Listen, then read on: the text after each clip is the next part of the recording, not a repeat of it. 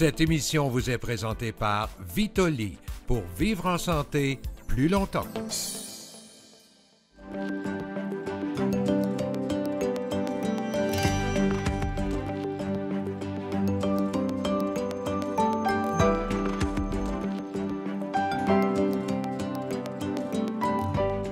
Bonjour à tous, bienvenue à l'émission La santé autrement, émission durant laquelle nous mettons en valeur les principes de la santé intégrative.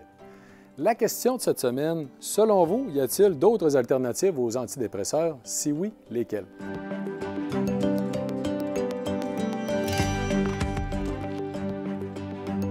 Pour les antidépresseurs, il faut savoir c'est quoi pour la personne, c'est quoi là, pour elle, là? Hein? Si c'est par rapport à un décès, tout ça, il n'est pas obligé d'avoir ça. Il faut qu'il règle sa situation lui-même. Ça peut être le loisir, passer du temps avec sa famille, vraiment des choses qui te permettent de te sentir bien dans toi, qui n'a pas nécessairement recours là, à des médicaments dès le début. Là. Oh que si, parce que antidépresseur, moi j'ai l'impression que tu mets un plaster sur un bobo, puis si tu peux le laisser là pendant 35 ans, puis le bobo va être encore en dessous. Donc, pour enlever l'antidépresseur, il faut aller en thérapie personnelle, crânio-sacré, peu importe, ce qu'on trouve qui nous convient. Et dans ce cas-là, c'est là que tu vas aller voir ce qu'il y a dans ta petite valise. Puis un coup, tu vas l'avoir vidé, bien, tu n'auras plus besoin d'antidépresseurs. Le sport, l'alimentation, la relaxation et puis un bon psychologue.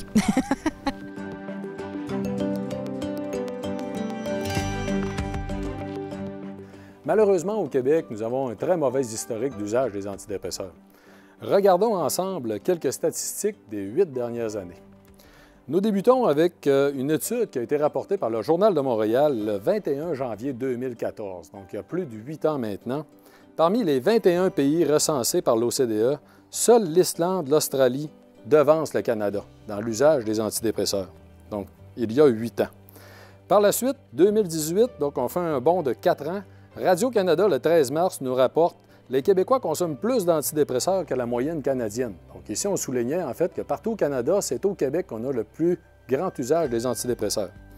Maintenant, durant la pandémie, donc en 2021, le 8 janvier 2021, c'est rapporté par la presse, la prescription d'antidépresseurs a augmenté 2 fois plus vite en 2020 que les 15 dernières années au Québec. Donc on est des champions de l'usage des antidépresseurs. Bien sûr, aujourd'hui, comme à l'habitude, nous aurons nos 3 experts pour en discuter, en commençant avec Dr Anne-Isabelle Dionne.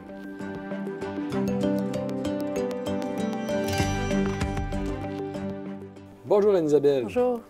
Donc, cette semaine, on parle des alternatives aux antidépresseurs. Oui. Qu'est-ce que tu en penses comme médecin? Bien, c'est sûr que dans mon rôle de médecin de famille, l'objectif de mes évaluations avec un patient qui est souffrant sur le plan psychologique, c'est de constater sa souffrance, d'entendre ce qu'il me dit et de faire une validation diagnostique, là, comme quoi c'est un syndrome dépressif majeur selon certains critères que le DSM-5 nous recommande. Et évidemment, d'évaluer le risque de dangerosité suicidaire ou d'hétéro-agressivité, par exemple. Donc, avant tout, il faut que tu vérifies à quel point c'est grave, à quel point tu es Tout à fait. Quelle situation se présente à toi? Exactement. Dans un deuxième temps, c'est là que s'installe le besoin de prescrire ou non une molécule antidépressive. Donc, évidemment, il y a une discussion qui se crée avec le patient parce que la décision est partagée et il faut absolument orienter l'individu vers des soins de santé psychologique, là, un psychologue, travailleur social, intervenant psychosocial pour qu'il puisse travailler un petit peu sur les schèmes de pensée qui l'ont projeté dans cet état-là. Mais il ne faut jamais oublier que la dépression, ce n'est pas une déficience cérébrale en Prozac. Hein? On a tendance à prescrire facilement un antidépresseur. Il y a plusieurs facteurs étiologiques qui sous-tendent la dépression. La dépression, c'est effectivement peut-être une anomalie de gestion de neurotransmetteurs sur le plan cérébral, mais ça peut être causé par plein d'affaires. On s'intéresse à la santé hormonale, l'état de sommeil, l'état de gestion du stress, l'état nutritionnel, l'état inflammatoire. Puis on sait que tout ça, couplé ensemble, peut créer des répercussions importantes sur le plan du fonctionnement du cerveau. Alors, c'est important de jamais oublier de regarder les facteurs étiologiques en lien avec ça. Bien sûr, bien sûr. Alors, il y a une chose aussi que je ne peux pas passer sous silence qui semble être une des causes majeures de notre souffrance psychologique dans la population québécoise, entre autres, ou je dirais même nord-américaine, c'est les boules rouges. Les boules rouges. Oui, les boules rouges. Sais-tu à quoi je fais référence quand je dis ça? Tu fais référence aux petits indicateurs sur tous nos téléphones Ouais. et nos machins intelligents là, qui Exact. nous disent que c'est extrêmement urgent de répondre aux 3 messages qu'on a Exactement. sur Messenger. Nos notifications et notre dépendance aux réseaux sociaux. Hein? On voit que dans les 15-20 dernières années, l'explosion technologique nous propulse dans un état de dépendance à nos téléphones, à nos iPads, ordinateurs, comme quoi toutes les boules rouges qu'on voit sur nos indicateurs de courriel, de texto, d'Instagram, de Facebook, de TikTok, de Snapchat, et j'en passe, bien entendu, nous donnent un sentiment d'urgence de devoir répondre pour que les choses continuent à rouler. Tout va vite. On exige de nous d'être hyper performants puis d'être dans l'instantanéité. Alors, ce comportement-là est absolument éreintant pour un corps humain qui est constamment plongé dans des niveaux de cortisol puis d'hormones, de norépinéphrine, là, qui est... Tu viens de le mentionner, le cortisol, c'est l'hormone du stress. Ouais, Donc, c'est une forme de stress chronique. Tout à Souvent, fait, les gens, ils ne tout à sauront fait. pas à quoi ça ressemble, le stress chronique, mais ça ressemble à rien. C'est que généralement, ça passe sous le radar. En fait, Ouais. ça semble très inoffensif, mais c'est l'accumulation, c'est le fait d'être là permanent, c'est le fait de développer un comportement où on a besoin de ça, c'est ça? D'être tout le temps, comme on dit en anglais, sur le gun. Tout le temps prêt à répondre, tout le temps prêt à devoir faire des choses parce que nos réseaux sociaux nous le demandent, ou notre contexte de travail, ou le contexte familial, où est-ce qu'il faut tout le temps, bon, aller chercher les enfants à la garderie, aller faire les comme ça en passant, préparer le souper, mettre les enfants au lit, retourner au travail, commencer à éteindre toutes les autres boules rouges qui se sont accumulées pendant les 2 dernières heures de gestion familiale. Alors, ça devient vraiment difficile de survivre et d'avoir une santé psychologique normale à travers tout ça. Alors, tu sais, il y a 100 ans, là, la vie n'était pas très compliquée. On allait travailler au champ, là, évidemment, dépendamment du lieu où on se situe sur la planète, là, mais mettons en Amérique du Nord, dans un champ d'agriculteurs, on allait travailler dans la nature toute la journée. On revenait, faisait le souper, buvait le thé sur le bord du feu avec les enfants, jouait un peu, histoire, tout le monde au lit. On recommence, pas d'instantanéité, pas de réseaux sociaux, pas de... En fait, c'est excellent. Attends un petit peu, je reprends, OK? On était actifs physiquement, on profitait d'une vie sociale de qualité, parce que tu as mentionné la famille, on prenait le temps de s'arrêter en tant que tel. 3 éléments extrêmement importants. Non, écoute, j'adore ça, c'est extrêmement important. Puis d'encourager des relations sociales véritables, saines, qui sont basées sur la communication, le partage, les émotions positives qui sont partagées justement l'un avec l'autre. Ce qu'on a pu à travers des messages textes, des appels Messenger, on perd un petit peu le sens de ces relations-là, puis le sens de la vie en général quand on a une double identité virtuelle un peu partout, puis qu'on entretient avec des photos, avec des filtres, on va se le dire. C'est fantastique. Merci vraiment de tout cœur, Anne-Isabelle, d'avoir Bienvenue. partagé cette vision-là avec nous. C'est vraiment génial. Allons maintenant voir qu'est-ce qu'en pense notre pharmacien André Perrault.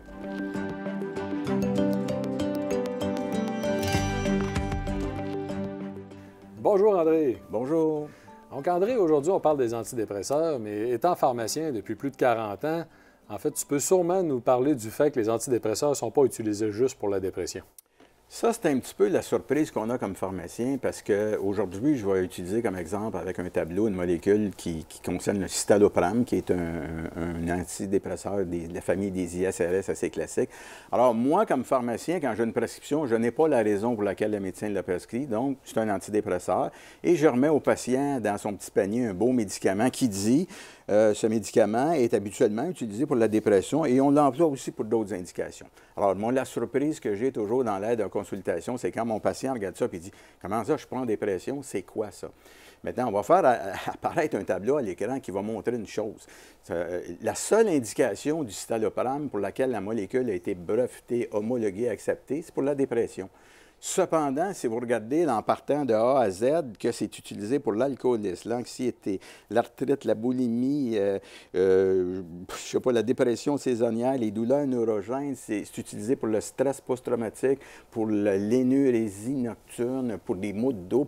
Enfin, il y a plein, les antidépresseurs sont utilisés pour plein d'indications qui ne sont pas dans la monographie. Donc, on appelle ça hors monographie. Donc on a même des antidépresseurs qui sont utilisés pour les symptômes de ménopause. Oui, aussi le syndrome de PMS, donc le syndrome prémenstruel. Comme je dis, c'est incroyable comment c'est utilisé. Alors, probablement que l'augmentation de volume de cette catégorie de médicaments-là est due au fait que ce n'est pas toujours comme antidépresseurs qui sont prescrits. Donc, je répondrai à ta question en disant que pour toutes ces alternatives-là, je ne suis pas vraiment certain qu'il y a toujours un autre moyen. moi, le stress post-traumatique, je ne peux pas dire si, effectivement, c'est quoi qui pourrait être donné à la place. Par contre, on va présumer qu'on parle ici seulement quand c'est utilisé comme antidépresseur. Est-ce qu'il y a des alternatives? Moi, je pense que ça voudrait dire qu'on prend pour acquis que la dépression, c'est uniquement un débalancement chimique. Alors, il faut augmenter la dopamine, il faut augmenter la sérotonine, il faut augmenter la noradrénaline. Alors qu'en fait, c'est-tu juste ça? Moi, je pense, quand je regarde la réalité des choses, c'est qu'il y a une augmentation des troubles mentaux communs dans la société aujourd'hui, pour toutes sortes de raisons. Il y a probablement une tendance à aller vers les antidépresseurs parce que c'est accessible, c'est facile, c'est rapide d'accès, c'est couvert, évidemment, pour tout le monde. Il y a les patients aussi, probablement, qui veulent un résultat rapide, donc une pilule magique aussi. Alors, il y a probablement des raisons aussi pour lesquelles c'est prescrit comme antidépresseur. Maintenant, est-ce qu'il y a des alternatives? C'est clair. Moi, je pense que quelqu'un qui est en dépression ou qui a de la monotonie ou une certaine détresse devrait essayer tout le reste avant. Ouais. Tu sais, je veux dire, que ce soit des produits naturels, que ce soit de consulter un psychologue, que ce soit de vérifier si les habitudes alimentaires ont du sens, de l'activité physique. Par exemple, la dépression saisonnière, c'est de la luminothérapie, s'exposer à la lumière. Entre autres, parce qu'il y a des effets secondaires aux antidépresseurs. Effectivement, on va faire apparaître un autre tableau là, où vous avez la liste de tous les médicaments qui sont autorisés comme antidépresseurs homologués au Canada. Il y a 27 molécules différentes. Puis là, vous avez 5 effets secondaires dans le tableau. Anticholinergique, ça veut dire constipation, sécheresse de la bouche, somnolence, fatigue, etc. Vous avez sédatif, tachycardie. Sédatif, ça veut dire que ça va vous donner de la somnolence. Vous avez la tachycardie, qui veut dire une augmentation du rythme cardiaque. Vous avez des troubles sexuels et vous avez le gain de poids. Moi, je regarde le tableau, j'ai les 27 molécules devant moi. Comme je dis, vous l'avez à l'écran. Vous avez beaucoup de plus, 4+, 5+, 3+, mais une chose est sûre, sans exception, que ce soit les vieux antidépresseurs tricycliques, les ISRS, etc., regardez la liste des effets indésirables. Il y a beaucoup d'effets indésirables. Donc, moi, si j'avais une tendance dépressive, j'essaierais autre chose avant. Et peut-être que oui, si un jour, il n'y a pas de solution non pharmacologique, je vais être obligé d'avoir recours. En dernier recours. En dernier recours, effectivement. Donc, André, oui, les cas légers, c'est extrêmement important. On va en parler durant la conclusion, si ça te va. Et on va aller maintenant à Dino, notre naturopathe agréé, pour voir, en fait, qu'est-ce que Dino va nous raconter au niveau de l'usage des antidépresseurs.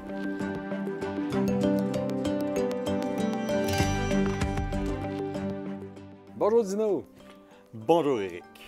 Donc, on parle des alternatives aux antidépresseurs. Donc, pour un naturopathe agréé, qu'est-ce que ça représente?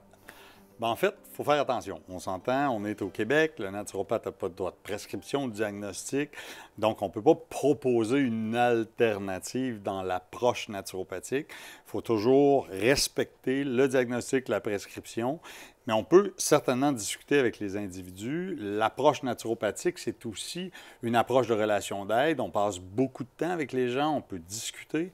Souvent même, on a une bonne idée de ce qui se passe à la maison, de ce que les gens vont manger, de leur histoire familiale, de leur relation, même au niveau du travail, tout ça. Donc, on est en mesure, non pas de faire une psychothérapie, parce qu'il y a des gens spécialisés là-dedans, mais au moins de connaître l'individu puis de voir à quel niveau on peut peut-être l'orienter. Parce que je pense que tout le monde en a parlé. L'utilisation des antidépresseurs, je pense, est assez importante. Si je ne me trompe pas, on est comme le 4e pays au monde par capita. Ça fait qu'il y a certainement un problème d'abus, puis il y a sûrement des solutions autres, certainement avant la prise d'antidépresseurs. Je pense que aussi André a bien montré qu'il est utilisé non seulement pour la dépression, mais pour plein d'autres problèmes de santé. Clairement, au niveau naturopathique, ou en tout cas d'approche plus fonctionnelle, bien, pour les autres indications, il y a aussi des plantes médicinales, des habitudes de vie, des vitamines qui peuvent avoir un impact. On parlait de fibromyalgie. Souvent, c'est accompagné de douleurs. Il y a beaucoup de choses qui peuvent être utilisées avant d'aller vers un antidépresseur. Parce que, en fait, si c'était inoffensif, je me disais... En fait, même André nous a montré tout à l'heure un tableau qui présentait qu'il y avait beaucoup d'effets secondaires à l'usage des antidépresseurs. C'est sans compter l'effet addictif, c'est-à-dire que c'est difficile de s'en sevrer. Donc, une fois qu'on l'a utilisé pendant une période de temps, la dépendance est tellement installée qu'il faut prendre le temps de se désintoxiquer ou du moins de faire un travail de sevrage, si on veut. Oui, tout à fait. En fait, moi, j'utilise souvent l'image que si on marche longtemps avec une béquille, on va venir croche. C'est une excellente image. Donc, qu'est-ce qu'on peut faire? Bien, on peut accompagner les gens qui en ont pour les aider dans le processus peut-être de sevrage, si c'est leur choix et le choix du médecin avec eux, et d'offrir des alternatives. Regardez, est-ce qu'ils ont suffisamment d'oméga 3 dans leur alimentation? La vitamine du complexe B, par exemple, est vraiment important pour le système nerveux. C'est des cofacteurs. Puis on n'a pas beaucoup parlé de ça, mais...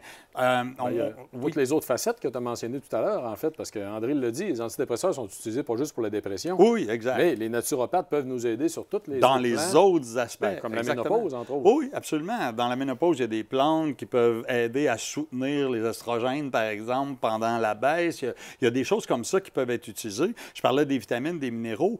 La dose optimale est souvent mal comprise. Hein? On voit dans les vitamines et minéraux, Santé Canada recommande des doses recommandées quotidiennes. Mais ça, c'est le minimum qu'on doit consommer pour ne pas tomber malade, mettons, de carence en une vitamine ou un minéral. Mais la dose optimale chez un individu, c'est pas nécessairement celle-là. Donc, il y a des gens qui vont devoir prendre plus, par exemple, de magnésium ou d'un complexe B pour atteindre un certain équilibre au niveau cérébral. C'est intéressant ce que tu es en train de mentionner. C'est de rappeler le fait que c'est pas parce qu'on pense qu'on est en santé qu'on l'est vraiment. On ne l'est peut-être pas nécessairement, mais une chose est sûre, c'est que c'est pas parce qu'on pense qu'on est en santé qu'on n'a pas peut-être des facettes qu'on peut optimiser. Exact. C'est l'optimisation, c'est le mot le plus important. Et donc, dans certains cas, lorsqu'une maladie chronique, comme la dépression, qui de plus en plus est comparée aux maladies inflammatoires, cardiométabolique, diabète, etc., dans le sens où c'est souvent une situation qui peut être traitée par des bonnes habitudes de vie. Donc, les médicaments, oui, mais d'abord et avant tout, qu'est-ce qu'on a fait pour améliorer la situation? Ça, pour moi, c'est la base, là, en tout cas au moins de la naturopathie, puis l'exercice physique. Il y a plein de trucs là, qu'on pourrait discuter, mais clairement, à partir du moment où on est capable d'identifier dans notre vie ce qui est moins bien régulé, mettons, on peut avoir une action alternative à la limite. Et un naturopathe est très bien placé pour nous aider à identifier ces facettes-là. Merci beaucoup, en fait, Dino. C'est toujours un plaisir que tu nous partages ta passion pour la santé intégrative. Donc, nous allons maintenant à notre expert invité, qui est Jean-Yves Dionne, un pharmacien très connu, pour parler de l'usage des antidépresseurs.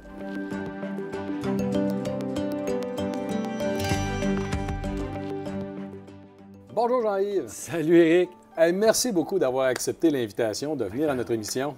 C'est le plus grand plaisir. Quand on peut expliquer quelque chose, ça me fait plaisir. Ah, écoute. Et là, on parle des alternatives aux antidépresseurs. Je suis sûr que tu as beaucoup d'idées. Et beaucoup de science en plus. Beaucoup d'études cliniques comparatives. On a plein de matières pour avancer. En fait, allons-y. Qu'est-ce que tu trouves le plus intéressant dans le domaine des alternatives? Bien, la première chose, je vais vous citer des psychiatres américains comme James Greenblatt, comme Georgia Ede, comme Kelly Brogan, qui travaillent avec la nourriture. L'alimentation, parce qu'on sait que les fluctuations de la glycémie, ton sucre dans le sang qui monte, t'amène dans des états de mal-être. Si je fais juste aplatir ça, tu te sens mieux. Puis ils ont des résultats dans toutes sortes de maladies mentales. C'est fascinant, c'est juste l'alimentation. C'est très intéressant. Puis tu peux aller plus loin que ça. Dans des études complémentaires avec un médicament, un complexe B. C'est banal, ça se vend dans tous les tablettes de pharmacie, mais ça va améliorer ta résistance au stress, faire que ton traitement est plus efficace. Et là, on parle de prévention et de traitement. Et de traitement, les deux. Parce que quand tu as parlé d'alimentation, c'est des gens qui utilisent l'alimentation en prévention, mais aussi en traitement. En traitement. Les cas que je t'ai cités, là, Georgia Ede, qui a publié là-dessus, c'est des traitements. Il faut le faire. Okay. C'est vraiment, il faut changer notre façon de penser, de dire, j'ai une maladie mentale, il faut absolument que je prenne un médicament. C'est là qu'on est en train de changer pour dire, oui, dans certains cas, certainement, mais peut-être pas dans tous les cas et peut-être pas dans la majorité des cas. Ah, OK, c'est fort intéressant. Parce qu'actuellement, non, on peut se le dire, la seule alternative qui est proposée, c'est de la médication. Absolument. Puis là, tu le sais comme moi, on est les champions. Au Québec, on bouffe des pilules, c'est fou. Ah oui, j'en ai parlé en introduction. Et donc, dans l'alimentation, est-ce que c'est une alimentation typique méditerranéenne? C'est une alimentation... On va plus loin que ça. C'est-à-dire que oui, c'est des bons aliments, ça ressemble aux méditerranéens, mais on va une étape plus loin que ça parce qu'on veut jouer sur la glycémie, sur le sucre dans le sang. Donc, ça ressemble beaucoup à ce qu'on appelle la diète céto, mais ce n'est pas ce que tout le monde fait, diète céto bacon. C'est vraiment pondéré pour la personne, puis on les suit avec des prises de sang. C'est vraiment technique, là. Puis une fois que les gens sont installés, bien, les symptômes débarquent. Mais tu sais, tu parlais, ta première question, c'est l'alternative aux médicaments. Oui, il y en a plusieurs. Tu sais, tu penses, le millepertuis, plante banale qui pousse ici, qui a une petite fleur jaune l'été, ça, c'est étudié plusieurs. Et quand on combine des études, on parle d'une méta-analyse, donc plusieurs études combinées. J'en ai plusieurs sur le millepertuis qui montrent que c'est un antidépresseur pour les dépressions mineures à modérées. Je ne dirais pas dépression majeure, c'est pas ça. Là. Puis si tu es sur le bord du suicide, laisse faire le millepertuis, va voir, consulter, tu as besoin de quelqu'un. Puis le quelqu'un est plus important que la pilule. La relation d'aide aussi, c'est important. C'est un élément vraiment primordial. Absolument. Puis on peut continuer. Là. Les oméga-3, une étude ici même à Montréal, au Québec, puis une étude similaire faite à Québec, une par François L'Espérance, psychiatre, au CHUM, a fait une étude sur les oméga-3, puis a déclaré dans le papier que c'est aussi efficace que plusieurs antidépresseurs. Wow. Par contre, ce n'est pas n'importe quel oméga-3, ce n'est pas n'importe quelle dose. C'est là où ça me prend quelqu'un pour m'aider pour avoir une dose précise. Mais on veut des dosages plus élevés. Déjà, tu as un autre outil qui est utilisable. Mettons que tu n'as pas de diagnostic de dépression, mais ça ne va pas, puis tu es dans la liste d'attente. On est au Québec, parlons de liste d'attente. Puis là, tu décides de t'aider toi-même. Alors, tu n'as pas encore accès au médecin, mais tu en as besoin. Cool. Tu n'as pas accès au psychologue, la liste est encore plus longue. Fait qu'est-ce que tu fais? Bien, tu vas essayer de t'aider. Les oméga-3, il n'y a pas de risque. Sauf si tu prends certains médicaments, puis là, bien, parle-donc à ton pharmacien pour être sûr. Il y a un complexe B va t'aider au niveau de l'énergie. Le millepertuis, peut-être, mais attention, si tu prends des médicaments, lui, il y a des interactions. La plus caractéristique, ou en fait caricaturale, c'est si tu es une fille, tu prends un anovulant, le millepertuis rend ton anovulant, ton contraceptif, moins efficace. Oups, il y a eu des grossesses non désirées. Fait que c'est pas parfait, mais tu as des outils. Puis dans les plantes médicinales, une que toi, tu connais particulièrement, la rhodiola, qui pousse dans le Nord, qui pousse au Québec, qui est un adaptogène, donc quelque chose qui augmente ma résistance au stress. Il y a de la documentation pour les dépressions. Fait que des outils, il y en a. C'est vraiment passionnant. Donc, on aurait été en mesure de proposer d'autres approches pour essayer de réduire l'usage des antidépresseurs. C'est très, très clair. C'est juste une question que ce n'est pas une facette qui est très développée ici au Québec. Mais je vais juste rajouter une chose. Ça prend le thérapeute. Tu ne peux pas travailler tout seul si tu as un problème d'humeur, un problème de dépression. Tu as besoin d'aide. Ton réseau social d'abord, mais ça prend quelqu'un de compétent. Alors, si tu n'es pas compétent dans les plantes médicinales ou dans les produits naturels, c'est des mauvais outils. Tout à fait. Merci beaucoup, Jean-Yves, en fait, pour tes interventions, d'avoir partagé avec nous tes connaissances. C'est toujours un grand plaisir de te voir. Ce plaisir est pour moi. Et maintenant, allons à notre conclusion avec nos 3 experts permanents, donc notre médecin, notre pharmacien et notre naturopathe.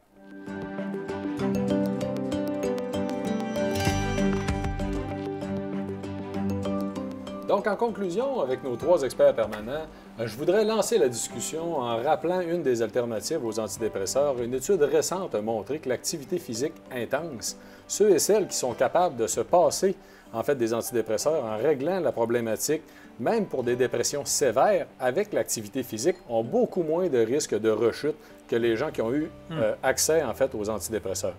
Donc, qu'est-ce que vous en pensez? Bien, écoute, il y a une chose qui est sûre, là. Moi, j'ai regardé les classements de consommation d'antidépresseurs par 1000 habitants de 2013 à aujourd'hui, et on joue toujours entre le 4e et le 5e rang mondial. C'est-à-dire qu'il y a environ 8 à 9 %, des fois ça frôle le 10 % de notre population qui prend des antidépresseurs. Pourquoi on est le 4e, 5e dans le monde sur 195 pays? Il y a quelque chose qui se passe. Peut-être qu'on ne bouge pas assez. Hein, effectivement. Ce que je veux dire, c'est que j'ai aussi un doute. Premièrement, comme j'en ai parlé de mon côté, qu'on l'utilise à toutes les sauces pour différentes indications, mais peut-être aussi qu'on l'utilise dans des causes où ce n'est pas nécessaire. Vous savez, il y a des dépressions qui sont réactionnelles, un deuil temporaire, le postpartum, il y a une dépression prémenstruelle. Alors, le moindre sentiment de tristesse ou de mélancolie léger ne devrait pas conduire à une visite chez le médecin d'abord. Donc, le patient a sa responsabilité aussi de regarder est-ce que moi, j'ai fait mon bout. Surtout des émotions normales. Oui, c'est à vivre là, comme être humain. Que si tu ne les vis pas normalement, tu les diffères probablement que quand tu vas arrêter de prendre ton antidépresseur, tu vas vivre ton choc. Alors, définitivement, il faut réduire ça en trouvant des moyens alternatifs. Puis c'est tellement intéressant de constater que la FDA a d'ailleurs publié une étude récente sur le sujet, qu'environ 85 des cas de dépression traités avec un antidépresseur, finalement, on les traite pour rien parce que ça ne fonctionne pas. Il y a seulement 15 de ces cas-là qui réagissent vraiment favorablement à l'effet de l'antidépresseur. Le reste de l'effet qui est constaté, c'est l'effet placebo.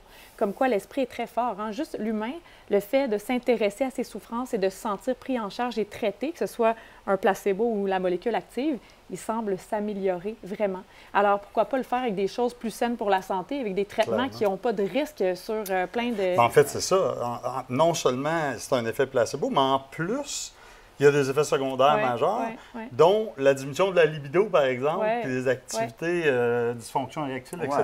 Puis on sait bien, en tout cas, c'est assez bien démontré, qu'une activité sexuelle saine aide énormément à la dépression. Donc, tu sais, c'est un peu paradoxal, finalement, parce que les gens qui prennent des antidépresseurs peuvent difficilement avoir cette activité-là. Il y a beaucoup de prise de poids aussi, en passant. Fait que là, tu nuis à un autre élément de ta santé. Alors, finalement, on n'en finit pas du gain, bénéfice. L'équilibre entre les deux, il faut y penser avant de s'embarquer dans la consommation. Je pense qu'il y a quand même une pertinence. Quand il y a un élément de dangerosité, suicide, etc., on veut donner tous les outils nécessaires, qu'ils soient pharmacologiques et non pharmacologiques. Mais quand il n'y a pas de critères de sévérité, je pense qu'il y a énormément d'autres options à prendre en considération, vraiment. C'est ça.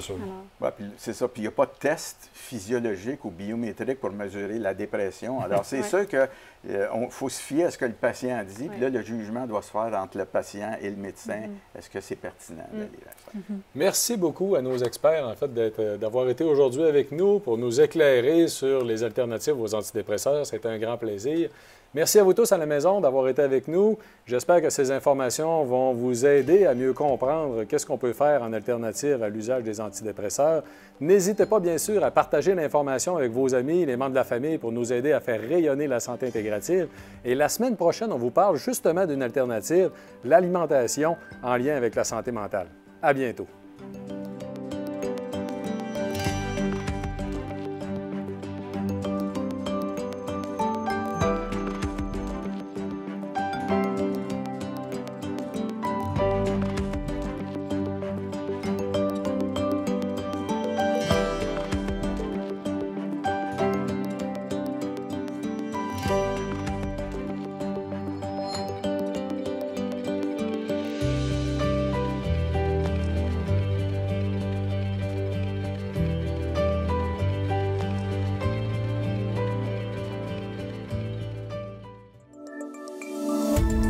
Cette émission d'Accès est appuyée par Cogeco et est rendue possible grâce à la collaboration de la communauté avec Nous TV.